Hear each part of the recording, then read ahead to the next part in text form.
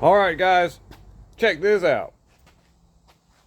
1980 Ford F-250 with the 306 cylinder. I know I got subscribers out here who were like, when they seen that crazy Ford with all the wiring and everything, it was just an 85. This is an 80, and it's got a pretty basic 306 cylinder motor in it. Really neat. The truck is really old, but it runs really good, and the customer just keeps this thing going. And I know I work on a lot of old dookie stuff, work on nice stuff too, but I don't mind helping out people on stuff that they like. Nobody will mess with this stuff.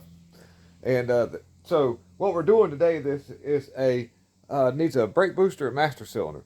And by the way, this is a two-wheel drive F250, but it has the Granny 4-speed, which is neat because it's got that, you could put it in reverse and float the valves and go like 2 miles an hour. You pull a house backwards. But we're going to replace that master cylinder and brake booster. Now, to do that, I want to go ahead and get the master cylinder that's going to be the replacement ready to go in. Let me flip the not phone around. So there they're kind of set up a little bit.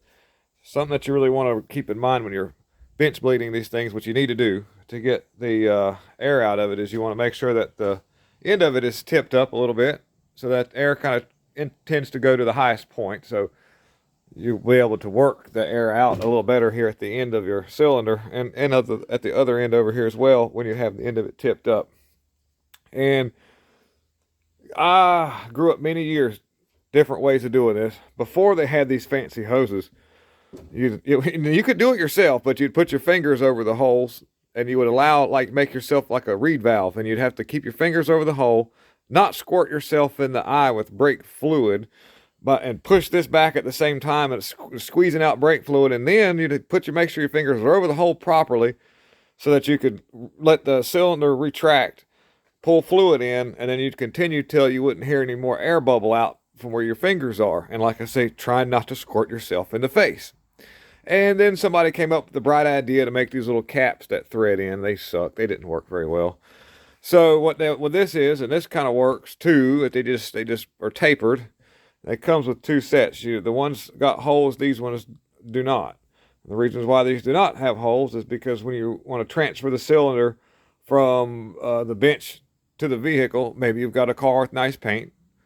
Some of these things can drain fluid out relatively quickly. So you could put these in place of that while you're in transition.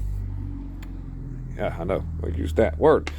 All right, so we're going to go through the process of bench bleeding this thing. So let me get set up here.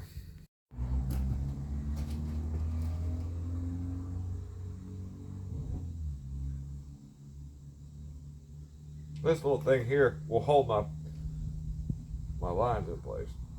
That one like that bolt there.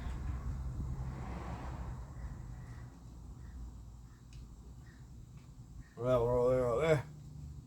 Okay. All right. Okay, so I've got my brake fluid. I'm gonna put some brake fluid in it. We got Big Bertha right here too. This is an old, really, really old Mac screwdriver, dude. I'm trying to make the video too long, but I don't know if a really old Mac. I've got some in this toolbox. I know I'm getting off subject again, but check this out. These are all old Macs wooden screwdrivers that are like mint condition. Never been used. Some of them hadn't. Anyway, so we're gonna put brake fluid in.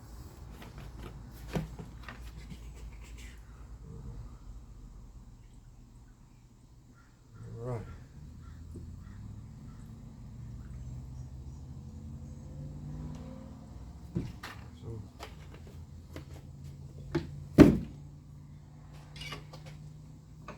And when you put this thing in a vise, you don't really want to squeeze too hard. This is an aluminum cylinder instead of the old cast model, cast iron. It's cast aluminum. You can squeeze the bore a little bit too much, make it hard to push the plunger and cause damage to the cylinder. Even so we're going to be careful and just got it in there tight enough, hopefully. And we're going to we got to fully all the way to the end to do this. We've got to go all the way to the bottom. Then we retract. We go all the way to the bottom. And then we retract. Now you want to make sure you get your glutes involved right here at the very back side. You know you're doing it right when you can feel the burn. You're going to feel the burn. And here we go. They've been in there. We're going to keep doing this. Got to feel that burn. That's right, ladies and gentlemen. Got to lean into it there. Really get into it. All the way. Got to go all the way. Be committed to this now. It's okay to see a couple of bubbles. That's normal. A matter of fact, I think everybody in probably elementary school used to blow bubbles. So, you know, shouldn't be a big deal, right? Okay. And there we go. All right, so that right there has us bench bled out. The rest of those those small little bubbles will actually work themselves out. You can do that all day long and never get those to move out. And like I say, the reason why you want to do this, let me see if I get the reason why you want to do this on the bench is because if you try to do it on the vehicle, more than likely when you press the brake pedal to try to fully extend or compress your master cylinder all the way to the end, it won't happen. You won't reach all the way to the end, and so you'll never get the air out of it if you try to do it on the vehicle. That's why bench bleeding is always a big to do before you put a cylinder on a clutch too. Same thing on a clutch. Thank you for tuning in to We'll Fix It team. Y'all have a wonderful day. We're out.